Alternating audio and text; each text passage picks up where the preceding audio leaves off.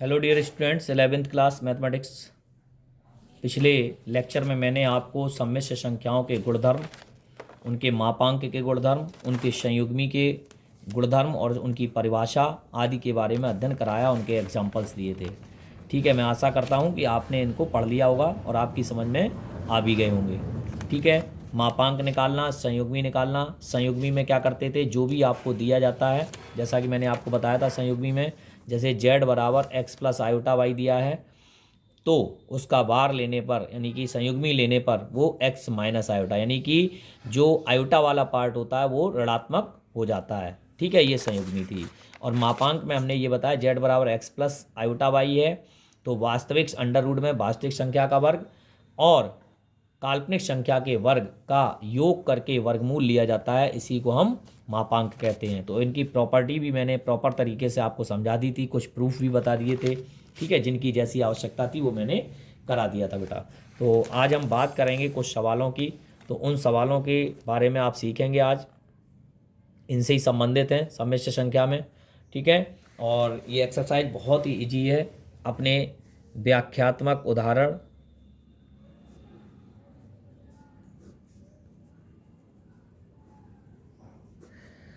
ठीक है, तो व्याख्यात्मक उदाहरण नंबर 1, ये क्या कह रहा है, यदि 4x plus iota 3x minus Y और 3 प्लस आयोटा माइनस 6, जहाँ x और y वास्तविक संख्याएं हैं। क्या हैं? वास्तविक संख्याएं हैं। तब x तथा y के मान ज्ञात कीजिए। तो देखेंगे आप ध्यान से, बहुत ही इजी प्रश्न है। मैंने ये लिखा 4x प्लस आयोटा 3x। आपको क्या करना होता है, दिया है, लिख लो पहले 4x plus iota 3x minus Y और 3 प्लस आयोटा माइनस 6। आपको दोनों पक्षों से वास्तविक एवं काल्पनिक भागों की तुलना, ठीक है, करने पर। तो यहाँ करेंगे तो यहाँ वास्तविक भाग क्या है, आप देखो यहाँ वास्तविक भाग क्या है, 3। तो 4, एक काम और करना पड़ेगा, तो थोड़ा सा भी यहाँ पे एक लाइन और बढ़ानी पड़ेगी, sorry. 4x 3 iota x minus iota y is equals to 3 minus 6 iota. Okay, अब हम क्या करेंगे, आयोटा वाला जो पार्ट है वो एक तरफ ले लेंगे, बिना आयोटा वाला एक साथ ले लेंगे। तो 4x माइनस 3, ये वास्तविक भाग वास्तविक के साथ ले आए, और प्लस ये देखो आयोटा, इन सब में से आयोटा कॉमन ले लो, तो क्या बचा 3x माइनस वाई और ये हो जाएगा प्लस 6 बराबर 0। अब ये लाइन लिख देंगे, ठीक है ना। अब इसकी तुलना कराएंगे, तो तुलना करने पर क्या हो जाएगा, 4x माइनस 3, इधर वास्तविक भाग क्या पढ़ेंगे, 0 प्लस 0 आयोटा, तो 4x बराबर 3, तो x बराबर 3/4। दूसरी तरफ आयोटा वाला पार्ट क्या है, 0 है, तो 3x माइनस वाई और प्लस 6 इक्वस टू 0, तो 3 इंटू 3/4, एक्स का मान रख दें, और minus Y plus 6 equals to 0, ये हो गया 9/4 माइनस वाई और प्लस 6 इक्वस टू 0, तो 9/4 प्लस 6 बराबर वाई, ये हो जाएगा 9 प्लस 6 4 जा 24 और अपॉन 4 इक्वस टू वाई, या ये थोड़ा सा दिख नहीं रहा होगा आपको, तो यहाँ से हमने एलसीएम ले लिया, 4 6 जा 24 प्लस 9, ये हो जाएगा कितना 33/4 इक्वस टू वाई।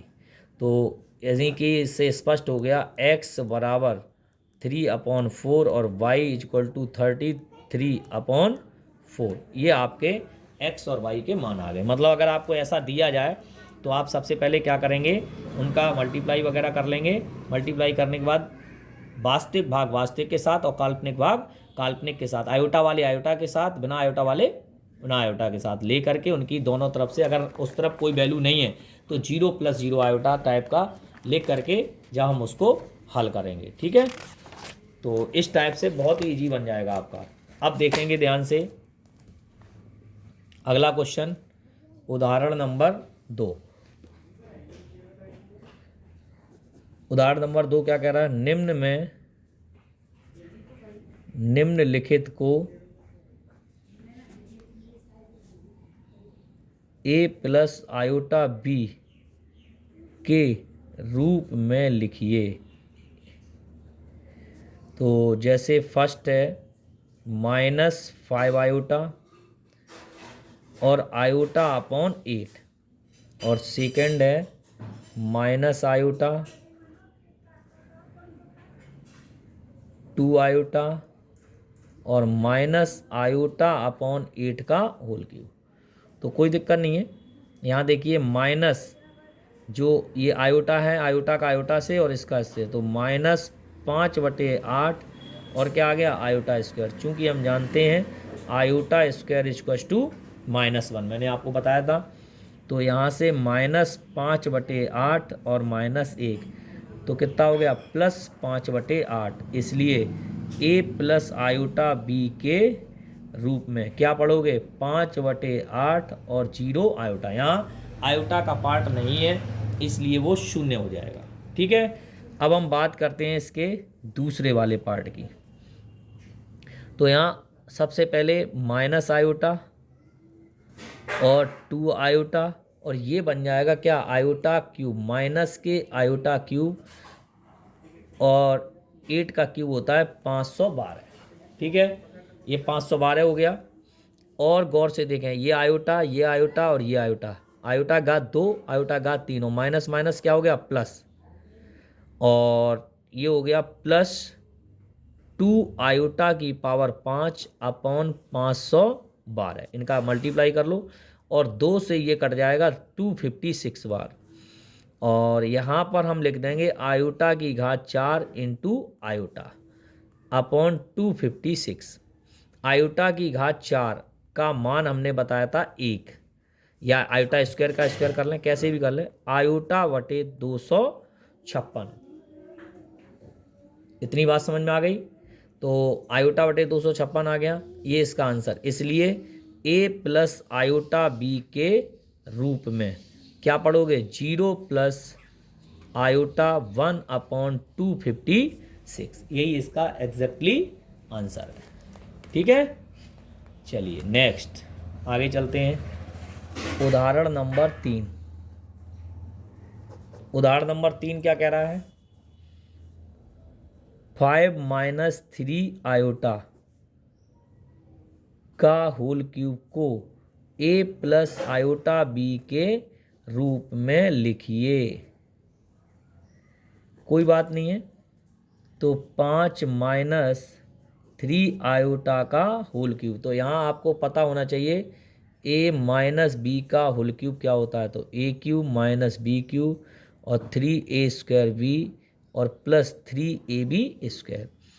तो यहाँ क्या हो जाएगा 5 का क्यूब -3 आयोटा का होल क्यूब -3 × 5 × 3 × a², 5 का square into 3 iota plus 3 × 5 × 3 iota का स्क्वायर। तो ये हो जाएगा 5 × 5 = 25, 5 × 125, और ये हो जाएगा 3 × 3 = 9, 27 iota cube, 27 iota cube minus ये हो जाएगा 5 × 5 = 25, 25 और 3 × 3 = 9, 25 ने माँ 225 और आयोटा प्लस ये हो जाएगा 5 × 3 = 15, 3 × 45 और iota square.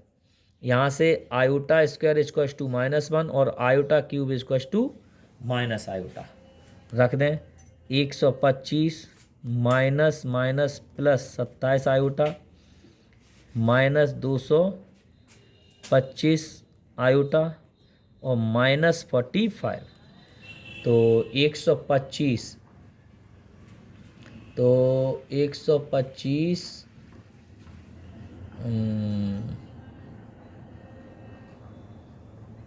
3 into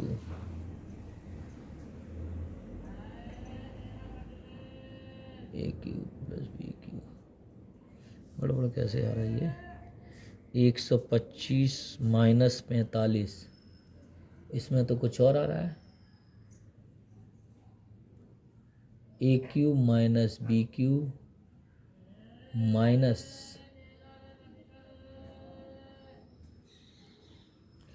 A Q minus B Q minus 3a² V, तो 3a² बी और प्लस 3ab², 3 ओ सॉरी 3×5 15, 15 निम्मा 135, ये 135 होगा। ठीक है, 135 आएगा ये। आयोटा स्क्वायर इक्वल टू -1, तो -135 सही है। -10 और 27 आयोटा इसमें से घट जाएगा, तो -198 आयोटा आ गया। ये a प्लस आयोटा बी के फॉर्म में आ गया। ठीक है ना, ये गुणा करने में 3 3 का 9 हो गया। तो इस तरीके से इसको भी सॉल्व कर लेंगे। उदाहरण नंबर 4, ये लिख रहा है -√3 और प्लस अंडर रूट के अंदर -2, 2√3 और माइनस आयोटा को a प्लस आयोटा बी के रूप में लिखिए। क्योंकि -√3 प्लस -2, 2√3 और माइनस आयोटा, कोई बात नहीं है। तो पहले तो इनको लिख लो। तो ध्यान से देखें, ये तो ठीक है, -√3 बाहर है, इसको ऐसे लिख लो। और इस वाले को हम क्या लिख सकते हैं, प्लस √2 आयोटा और 2√3 और माइनस आयोटा। मैंने बताया था -1 equal to √-1 equal to iota. ठीक है, तो यहाँ से इसका मल्टीप्लाई करो, तो ये कितना हो जाएगा, √3 का √3 में गुणा करेंगे तो कितना हो गया, 3, 3 दूना 6, और इसका इसमें करेंगे तो कितना हो जाएगा, प्लस 2√6, 3 दूना 6 और आयोटा। अब इसका इसमें करेंगे माइनस माइनस प्लस √3 आयोटा, और इसका इसमें करेंगे तो -√2 आयोटा स्क्वायर। चलिए, अब यहाँ से -6, 2√6, इन दोनों में आयोटा कॉमन ले लो, तो 2√6 और प्लस √3, और यहाँ हो जाएगा प्लस √2। तो क्या बन गया, -6 प्लस √2 और आयोटा 2√6 और प्लस √3, ये हो गया a प्लस आयोटा b के फॉर्म में। इस तरीके से हम उसको लिख सकते हैं। समझ में आ गया आपके। नेक्स्ट है